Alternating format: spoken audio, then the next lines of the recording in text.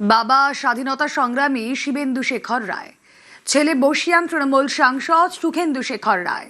তৃণমূলের পালাবদলের পর নানা বিষয় নিয়ে তিনি মুখ খুলেছেন সুখেন্দু শেখর। ছেলের মুখে বাবার সংগ্রামের ইতিহাস। আমার বাবার মতো লক্ষ লক্ষ ভারতীয় দেশের মুক্তির জন্য নানাভাবে তারা লড়াই করেছে, সুতরাং যোগদানটা ছিল সম্পূর্ণ যোগদান জাতীয়তাবাদী মানুষের। ভারতবর্ষের প্রধানমন্ত্রী এসে মালদাতে জনসভাতে দাঁড়িয়ে আমার বাবাকে শ্রদ্ধা জানাচ্ছেন, এই কারণে এই ঘটনা তো আর কখনো ঘটেনি।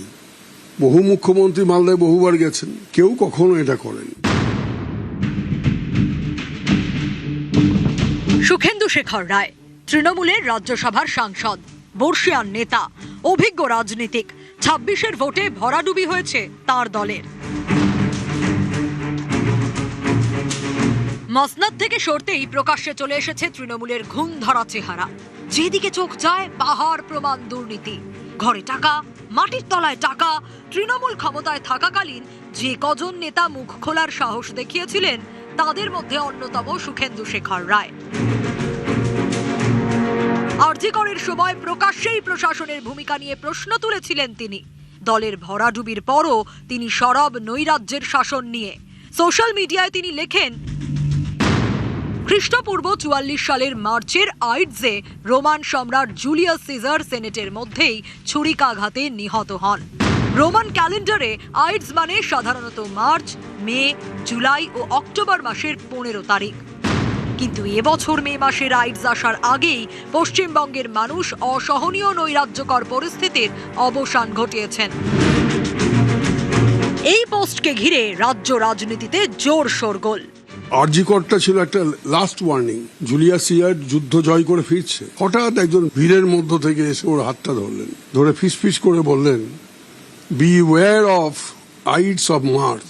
বুঝতে বুঝতে দেখলেন যে একজন বিদ্যা ভিড়ের মধ্য দিয়ে চলে গেল, কার খুঁজে পাওয়া গেল না, কিন্তু ওটা মাথায় ছিল। তো সুতরাং যারা আমার চারপাশে আলো করে রেখেছে সবসময়, আমরা তো কোনোদিন তার সাক্ষাৎই পেতাম না। তো তিনি সবসময় যে পারিষদ দ্বারা পরিবৃত ছিলেন, তাদেরকে সম্পর্কে তো তার ওয়াকিবহাল উচিত ছিল। তিনি মুখ খুলতে ভয় পান না, এই সাহসের উৎস তার পরিবার। সুখেন্দু শেখর রায়ের বাবা শিবেন্দু শেখর রায়, তিনি ছিলেন স্বাধীনতা সংগ্রামী, হিন্দু মহাসভার নেতা। 17 জানুয়ারি মালদায় সভা করেন নরেন্দ্র মোদী। প্রধানমন্ত্রীকে শিবেন্দু শেখর রায়ের ছবি উপহার দেয় রাজ্য বিজেপি।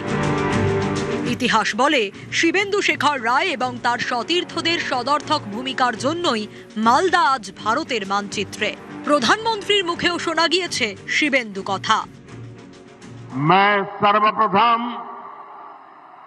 बंगाल के महान सपूत शिवेंदु शेखर रॉय को श्रद्धापूर्वक नमन करता हूं, जिनके प्रयासों से मालदा की पहचान बची रही। আমার দল শুধু না, কেউই তোলেনি, কোনো দলই তোলেনি। ভারতবর্ষের প্রধানমন্ত্রী এসে মালদাতে জনসভাতে দাঁড়িয়ে আমার বাবাকে শ্রদ্ধা জানাচ্ছেন, এই কারণে এই ঘটনা তো আর কখনো ঘটেনি।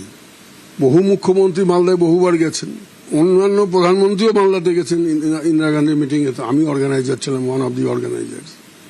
পরবর্তীকালে অন্যান্যরাও গেছেন, কেউ কখনো এটা করেন। কিন্তু বাকি যারা অতীতে মুখ্যমন্ত্রী ছিলেন, কেউ তোলেনি। তৃণমূল সাংসদের বাবা শিবেন্দু শেখর রায় মালদার ভারত ভুক্তির অন্যতম পথিকৃৎ। সেই সময় একটা সাম্প্রদায়িক পরিস্থিতি তৈরি হলো পশ্চিমবাংলায়, এবং মুসলিম লীগের নেতা জিন্না দাবি করলেন মুসলমানদের জন্য পাকিস্তান, এবং এই দাবির মধ্যে প্রায় গোটা বাংলাটাই ছিল। কলকাতা চেয়েছে, ওরা বর্ধমান চেয়েছে, অবিভক্ত 24 পরগনা চেয়েছে, নর্থ বেঙ্গলের পুরোটাই চেয়েছে, মালদা, মুর্শিদাবাদ, দিনাজপুর ইত্যাদি সব। এই পশ্চিমবাংলা বলতে যে ভূখণ্ডটা আমরা এখন দেখছি, সেটা কতটুকু থাকতো? কিছুই থাকতো না। নেতাজি সুভাষচন্দ্র বসুর একনিষ্ঠ অনুগামী ছিলেন শিবেন্দু শেখর রায়। পরে শ্যামাপ্রসাদ মুখোপাধ্যায়ের হাত ধরে হিন্দু মহাসভায় যোগ দেন। বাবা নেতাজি সুভাষচন্দ্রের অনুগামী হিসেবে উনি কংগ্রেস করেছেন দীর্ঘদিন, কিন্তু সুভাষচন্দ্র যখন বিদেশে চলে গেলেন চিরকালের জন্য, তখন যারা সুভাষপন্থী ছিলেন কংগ্রেসে, তারা একেবারে কোণঠাসা হয়ে পড়লেন। এমন সময় ডক্টর শ্যামাপ্রসাদ মুখোপাধ্যায় মালদায় আসলেন। তিনি জেলা জেলায় সফর করতে, হিন্দুদেরকে রক্ষা করতে হবে। তো বাবাকে বললেন যে আপনি হিন্দু মহাসভায় যোগ দিন, আমরা চাই। তাই বাবা হিন্দু মহাসভায় যোগ দিলেন, একটা মেমোরান্ডাম তৈরি করা হলো। বাবা 2 দিন সুযোগ পেয়েছিলেন কমিশনের সামনে অ্যাপিয়ার করার।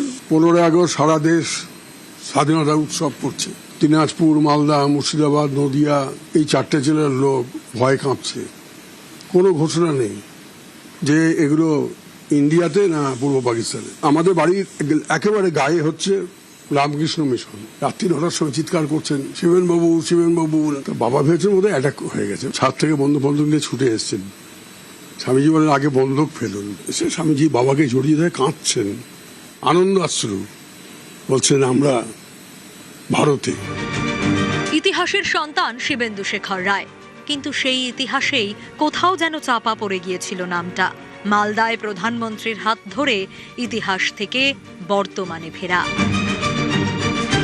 প্রধানমন্ত্রী নরেন্দ্র মোদীর হাতে যদি আপনার বাবার ওই ছবিটি না তুলে দেওয়া হতো, আপনার দলের অনেক সতীর্থ বা এই রাজ্যের মানুষজন আপনাদের যে পরিবারের সঙ্গে জাতীয়তাবাদী রাজনীতির যে দীর্ঘদিনের সম্পর্ক, সেই সম্পর্কে সত্যি অবহিত হতো, মানে ইতিহাসটা সম্পর্কে? না, হতো না। এইরকম অজানা কাহিনী জাতীয়তাবাদ নিয়ে, দেশপ্রেম নিয়ে আমার মনে হয় সারা দেশে অসংখ্য আছে, যেগুলো ইতিহাসে স্থান পায়নি। আবির ঘোষাল, নিউজ 18 বাংলা।